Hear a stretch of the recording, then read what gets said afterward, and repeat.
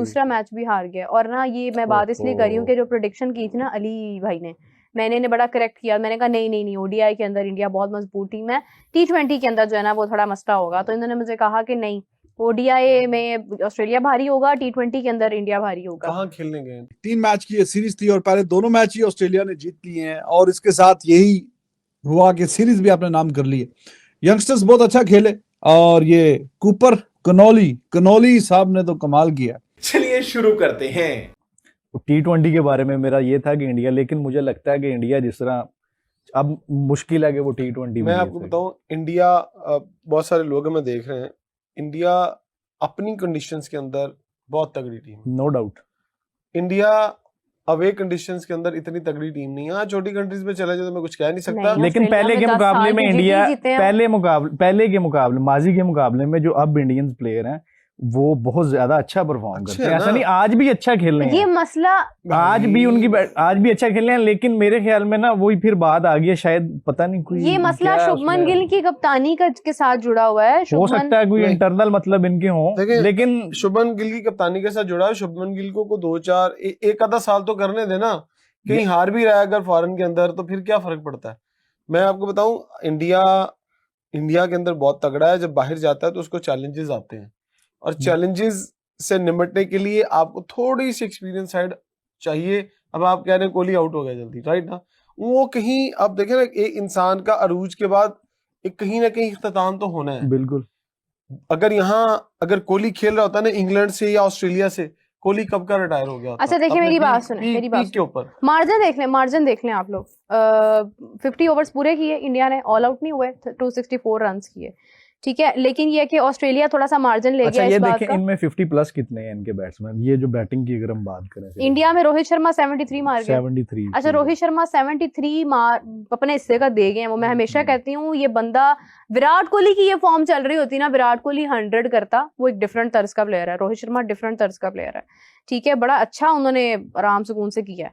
Shubman Gill 9 run पे out हो गए। लास्ट मैच में भी शुभमन गिल भी नहीं चला था। विराट कोहली 0 पे आउट हो गए। विराट कोहली का अक्सर ऐसे होता है कि वो हो सकता है आखिरी मैच में चल जाए, मतलब विराट कोहली इज प्लेयर के जो वहां पे भी थोड़ा सा वो चीज आ जाती है। अय्यर ने 61 किया है, जिसपे सबसे ज्यादा बात हो रही थी कि श्रेयस अय्यर को आगे लॉन्ग टर्म प्लान में एज अ कैप्टन ही देखा जा रहा है, शुभमन गिल को देखा जा रहा है। शुभमन गिल की निस्बत श्रेयस अय्यर फिर परफॉर्मेंस दे रहा है, हालांकि शुभमन गिल बहुत अच्छा प्लेयर है। मैं कहती हूँ कि वो विराट कोहली की ही कदमों पे चलता हुआ नजर आता है, लेकिन एग्जैक्टली फिर उसके बाद अक्षर पटेल है 44 रन। अच्छा, आपको ना डबल फिगर इनिंग्स सबकी थोड़ी बहुत नजर आई है। केएल राहुल के 11 रन हो गए, बहुत अच्छा प्लेयर है, अगर स्ट्रगल किया तो इसका मतलब है कि बाद में जाए कंडीशन भी खराब होने लगी। वॉशिंगटन सुंदर है 12 रन कर पाया। नीतीश कुमार रेड्डी जैसा प्लेयर 8 रन कर रहा है। हर्षित राणा 24 रन कर गया। अर्शदीप 13 रन। इसका मतलब है कि सिचुएशन पहले ठीक जा रही थी, बाद में जाके अब मैंने मैच ऑनेस्टली नहीं देखा, क्योंकि जिस टाइम पे होता है डेफिनेटली हम सब सो रहे होते हैं, कोई बहुत ही अगर होगा विलिंग तो वो देखेगा। तो अब ये है कि उसके बाद ये भी महसूस होता है कि कंडीशन भी बदली है विद इन टाइम ना। तो अब लास्ट मैच में ही बारिश हो गई थी, अब तो खैर चलो एडिलेड में था, ठीक है।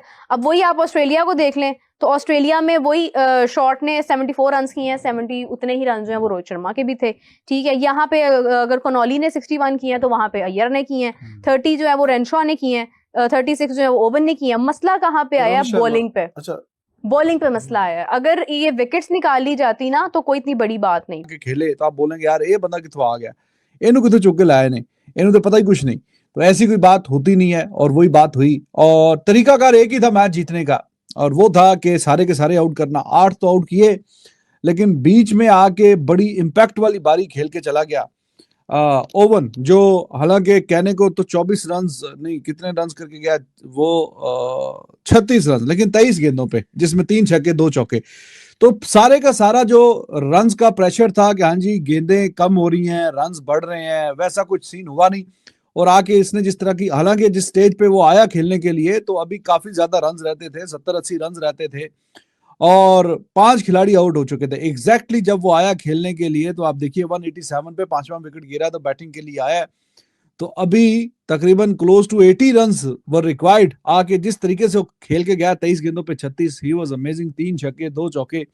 तो प्रेशर आने नहीं दिया उसने, और साथ में कूपर कनौली 53 गेंदों पे 61 नॉट आउट, कमाल खेल के गया। और इंडिया ने एक तो बिलो पार टोटल भी डाला था आपसे बताया था 290 300 वाली ये पिच है, यहाँ पर इतने रन्स बने तो फिर बात बने, तो रन्स भी कम बने और फिर फील्डिंग जो है वो भी बेकार। कप्तानी पे भी डाउट है, नो डाउट, कुछ अभी नया नया बन रहा है बॉलिंग चेंजेस पे, और खैर जो कैचेस जो है वो भी ड्रॉप किए अब ये, और ये जो करके गया 74 रन मैथ्यू शॉर्ट, उसको भी माशाल्लाह से उसकी इनिंग भी शॉर्ट हो सकती थी, लेकिन आप इतने मेहरबान थी टीम के एक के बाद एक फिर उसके चांसेस भी उसको मिलते रहे। 22-23 पे कैच छूटा, फिर आगे जाके एक सिराज से कैच छूटा सीधा हाथों में। तो जब आप कैच छोड़ेंगे और रन्स भी आपने कम किए हुए हैं तो फिर जो अच्छी टीमें हैं वो फिर आपको मैच नहीं छोड़ती, तो मैच उन्होंने नहीं छोड़ा। मैच फिर निकाल के 2-3 उनकी अच्छी बारियां आ गई हैं, जैसे Matthew Short, he got the opportunities, bar bar catch छूट रहा है, जैसे मैंने अभी आपको बताया 2-3 तो कैच उसके छूट गए हैं, तो फिर कैसे बात बननी थी। तो ये नए प्लेयर हैं, अभी इतने कोई स्टैब्लिश्ड नहीं है ये मैथ्यू शॉट, ठीक है डोमेस्टिक वगैरह का एक्सपीरियंस होगा, इंटरनेशनल की बात कर रहा हूँ, वहां पे अभी नए प्लेयर हैं। मैथ्यू शॉट जिन्होंने परफॉर्म किया, कूपर कनॉली अभी 61 रन, पहला उसका